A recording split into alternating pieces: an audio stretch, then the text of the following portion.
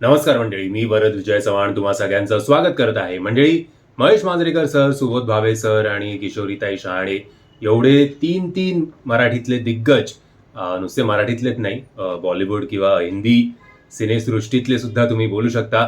एवढे तीन तीन दिग्गज असून सुद्धा देवमाणूस हा सिनेमा बॉक्स ऑफिसवर काही फारशी चांगली कामगिरी करू शकला नाही.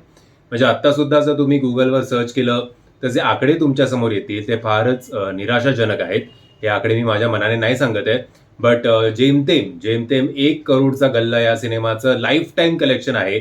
आणि आय थिंक जर मी चुकत नसेन तर मला तुम्ही करेक्ट करा कमेंटच्या माध्यमातून, की याचं क्लॅश झापूक झुपूक बरोबर झालं होतं का कुठल्या तरी सिनेमाबरोबर याचं क्लॅश झालं होतं. आय थिंक सुशीला सुजीत का कुठलं मला आठवत नाही, but I think Zapuk Jhupuk बरोबर झालं होतं. झापूक झुपूकची अवस्था सुद्धा तीच होती, काहीतरी 1.25 कोटीच्या आसपास त्या सिनेमाने सुद्धा कलेक्ट केले होते. But I think Zapuk Jhupuk बरोबर क्लॅश झाल्यामुळे कदाचित तुम्हाला माहितीच आहे की सगळा फोकस जो होता तो त्या सिनेमाकडे होता.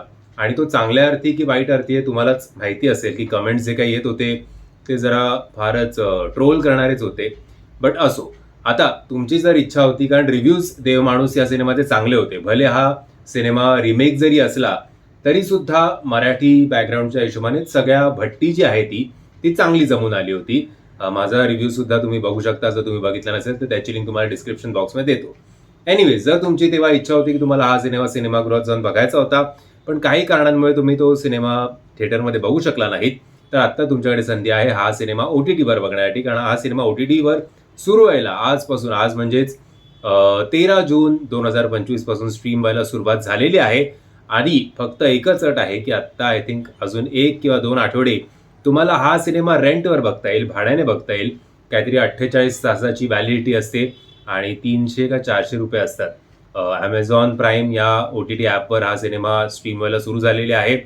तिकडे जर तुम्ही रेंट या ऑप्शनवर क्लिक केलं तर Amazon प्राईमवर जो काही रजिस्टर्ड ID असेल तुमचा ईमेल ID, त्याच्यावर तुम्हाला एक मेल येईल आणि मग 300-400 रुपये जे काय त्यांचा चार्ज असेल तो तुम्ही तिकडे पे केल्यानंतर 48 तासांसाठी तो कितीही वेळा तुम्ही बघू शकता. आणि 2 दिवसानंतर जर तुम्हाला परत बघायची इच्छा आली तर परत तुम्हाला रेंट द्यावं लागेल. त्यानंतर आय थिंक 1-2 आठवडे थांबा जर तुम्हाला एवढी घाई नसेल तर. त्यानंतर तुम्ही जर Amazonचे सबस्क्रायबर असाल तर हा सिनेमा तुम्ही फ्रीमध्ये बघू शकता.